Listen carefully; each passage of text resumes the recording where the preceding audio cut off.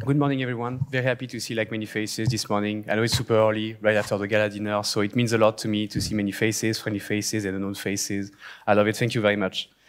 As mentioned, you said my name very well, and I appreciate that nice a lot. This morning, I'm going to talk about the Octo malware. That's why the name Octopus Prime didn't talk as a truck, but as a widely spread Android botnet, which is an obvious reference to Lord of the Rings. I think you get it. My name is Thibault. I'm a threat researcher at the Team Cymru S2 team since a couple of years. And today I'm going to talk about this malware that I'm tracking since a couple of years now, the inside, the background, infrastructure, and the partners involved, and for more for fun and profit. Just a couple of details about me. I'm based in the Netherlands, so I flew to left the rain and the wind for more rain and wind. It's quite the same. I feel like home, so that's good. As I said, I'm a threat researcher since a couple of years. I'm focused on APTs, not China, because I'm too old and it's a mess, and bulletproof hosting activities. And on the side, some researches on botnet and stealers. That's why today I'm presenting something about Android, because it's a project that came along with other researches I was doing, and then I thought that was a funny one to present. I think you heard, I'm French, sorry. It's too early for a French accent, I get it. So bear with me if you do not understand what I'm saying for the next 25 minutes. Sorry about it. And if it's the case, feel free to ask me any question on Twitter on Keybase. My nickname is Glacius, and I'll be more than happy to give you details and write in English to be more understandable for you guys. The agenda is pretty simple, pretty easy. It's a quick summary at the very first. Let's say like the starter pack of Octo in 2022, how it looks like, how it's been released. Some drama, because I'm watching a lot of Netflix TV shows, so I'm a lot in drama now. So I'm going to put some regarding Octo and the community and the underground community. And then for the past months, Octo got updated with new releases, new C2s, activities, mechanism, and so on. So I'll just provide a couple of details about it. And then the inside, the builder analysis, if I'm not mistaken, the builder never been shown publicly, so I think that will be a first time how it looks like and who's involved, so like the partners, the infrastructure, the customers, etc. And then a small conclusion, but just to say that bad guys are bad, basically. So let's start with a small summary.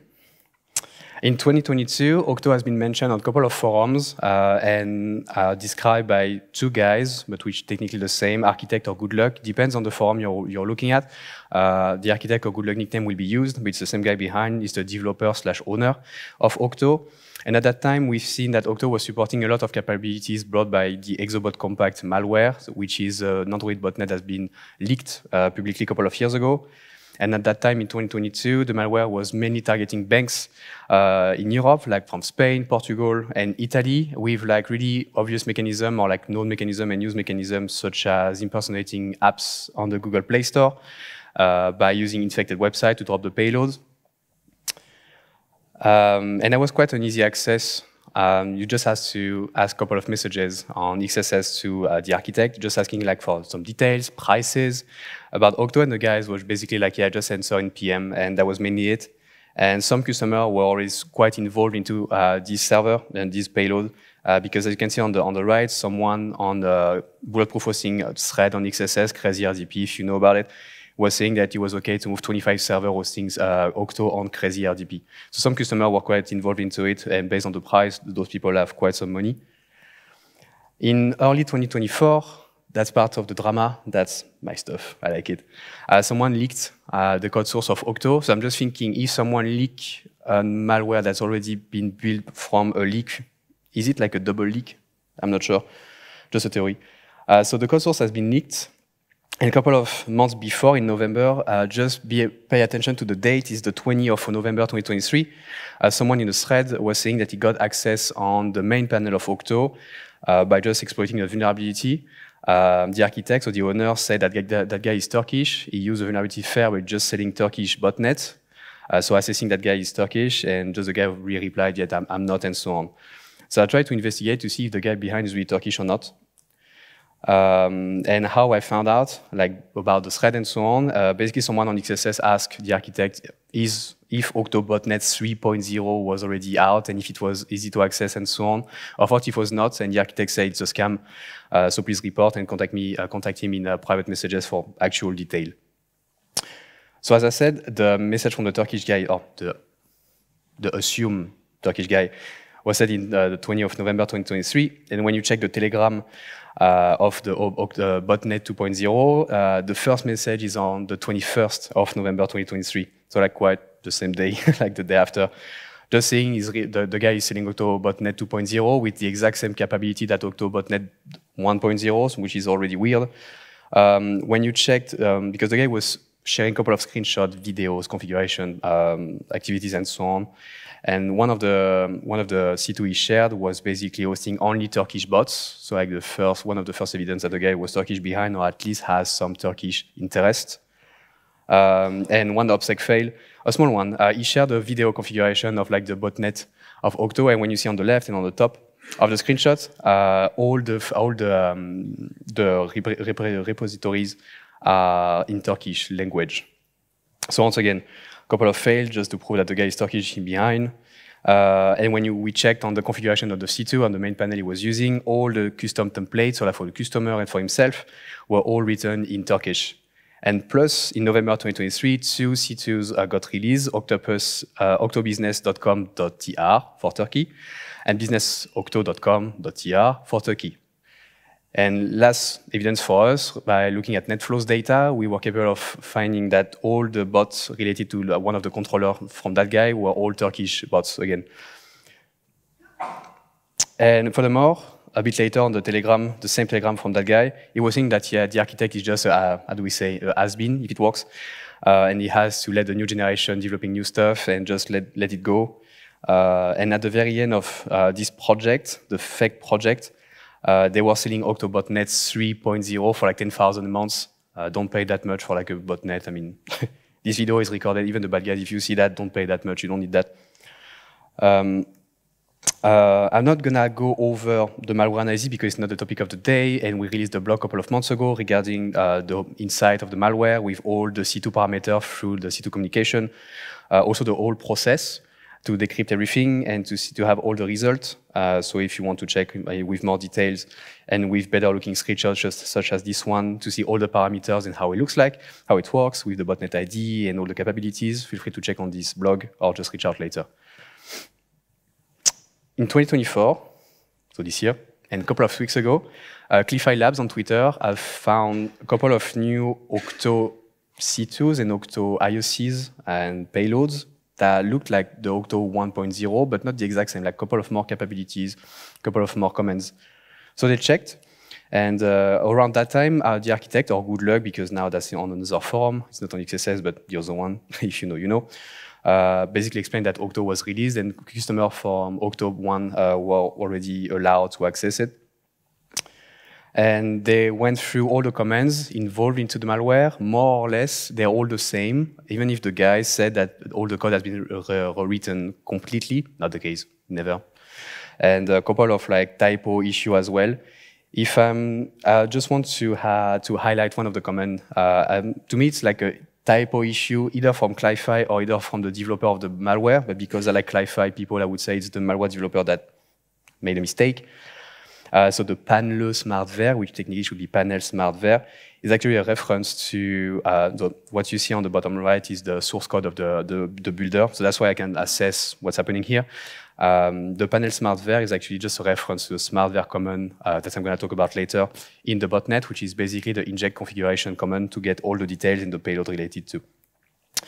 That's how it looks like. So it's in the bot API PHP file. And the smartware command is actually the inject configuration parameters as for like managing purposes and to make it way easier for the malware guy behind. It's written as a table and ordered as a table with all the details well described in the blog, but like the inject ideas, the IDs, inject type, payloads, the live value, etc. So that's why I think it's just a misspelling from either the team or the malware developer, but it just refers to the exact same mechanism. And furthermore, last Monday-ish, no, somewhere, the architect released on the same thread on XSS that is now selling the Octo 2 version for the former Octo 1 customer, and just as a shot fire from the drama guy, non-Turkish payloads and bots, obviously.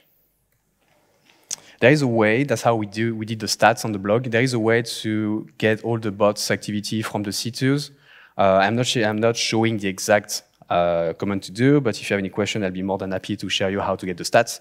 On the left, it's a recent C2 that we've seen on ThreadFox in November, and on the right, it's the statistic from the C2s. So you have all the bot activity, the number of messages that have been stolen, so a bit more than 8,000.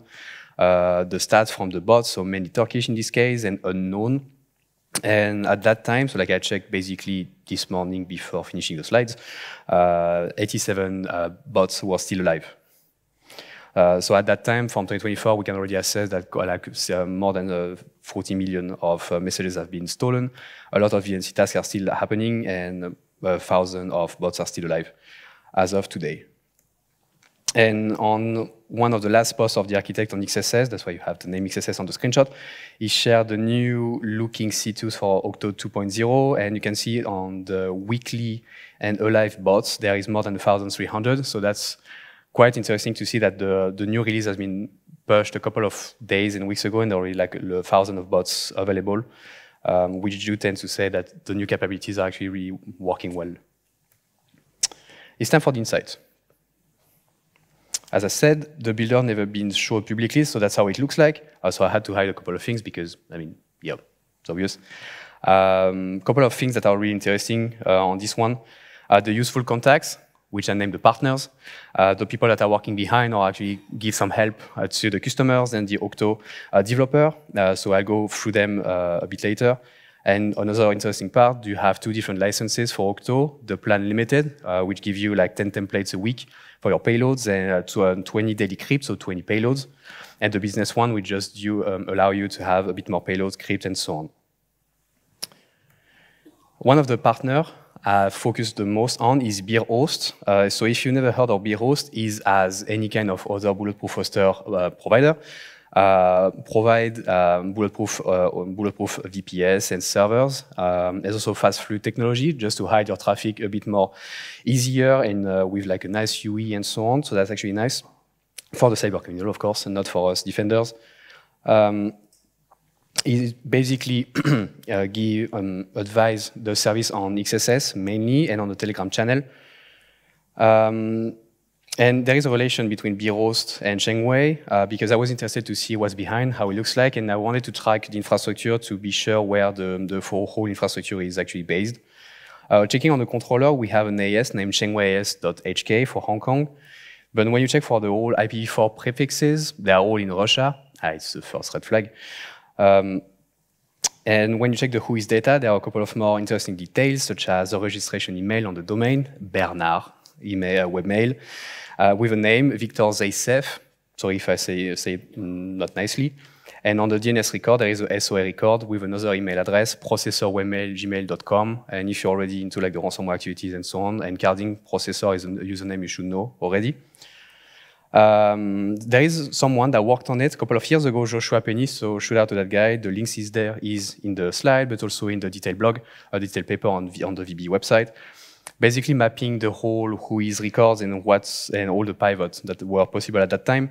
And as we see, Bernard, I like Bernard, on the right, the email is related to a couple of domains, such as 31337.hk, which looks like quite similar to the BeerHost. And when we were checking for the subdomain, it's actually the BeerHost subdomain is still hosted there.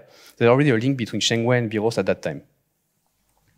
If we do expand that graph, looking for like the billing activity, the BeerHost activity, the subdomain, and all the mail related to, we see that on the bottom right, with the DNS email found with processor, we have a couple of email, like billing at 31337.hk, BeerHost at secure.biz, and other nickname used by processor, such as processor, of course, and beer31337, underground 31337, and basically that was a way to assess that the processor is the guy behind BeerHost.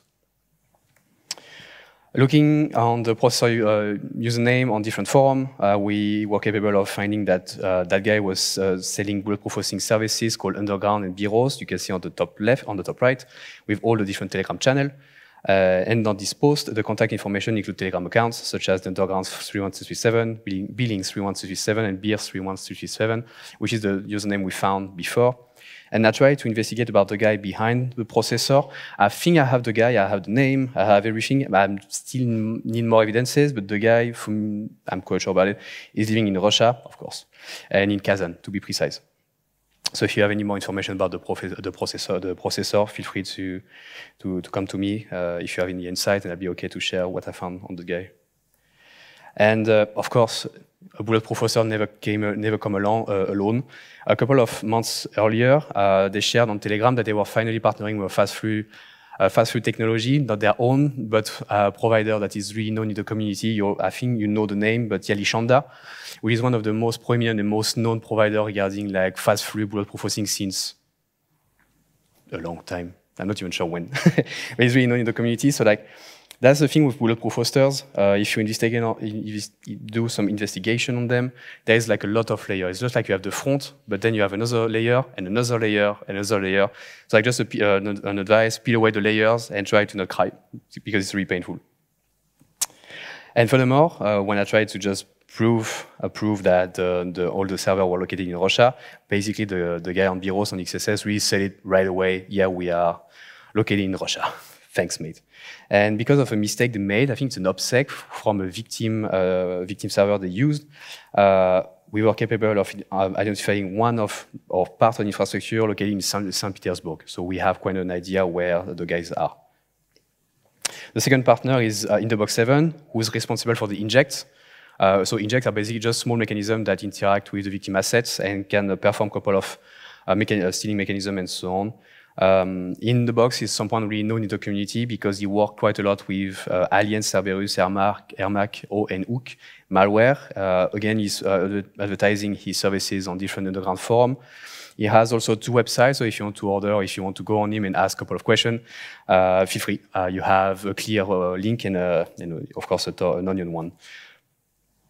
The 2 last I want to go over are Epica Cryptor and Golden Crypt that are actually providing the crypt, so like additional protection for the payloads to make analysis a bit more complex. They are again known in the community. They worked, they are at least active since 2019, even before for some. And you can check on, I mean, they have their own thread on this underground forum to have all the details of the services. And yeah, they've been active with Octo since a couple of years already. Time to get back on the builder to give a bit more detail about the tabs and so on, how it looks like. There is an admin tab. I don't have access to it, of course, because it's protected with an RC4 key, and I'm on the good side of the force, so I'm not brute forcing because I'm too old for that, so I just assume that he's doing stuff on the admin side. But still, since we have the code source of the builder, we still have quite an idea of what's happening there, such as administrative stuff. So we can add client, edit client, get the payment detail, the info, the login as, the prices, the panel user, the password, etc. And also if the VPS, or at least the Octo server related to, is using fast food technology, or if it's hosted on a bulletproof VPS.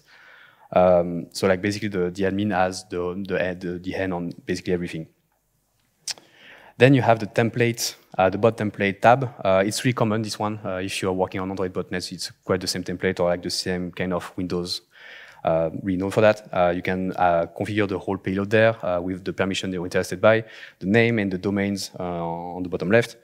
The inject, as I said, I present the guy, how it looks like and actually like in action. I check for the French inject because I'm French and I want to know what's actually targeting our country, my country at least. So mainly banks related, and you can see on the right kind of like the content, how it looks like. It's basically like impersonating any kind of credential access applications such as Gmail and so on, and looking for like the ID, the credential there. Sometimes it does also use like a couple of web technologies such as the on-blur function that basically go over the app to impersonate it, and then the unaware user will get into the trick, sorry. Then you have the crypt, so basically all the payloads, which give us a small ideas of the apps that are impersonated. In this case, that was like Chrome, Xborder, but also a lot of like cryptocurrency apps.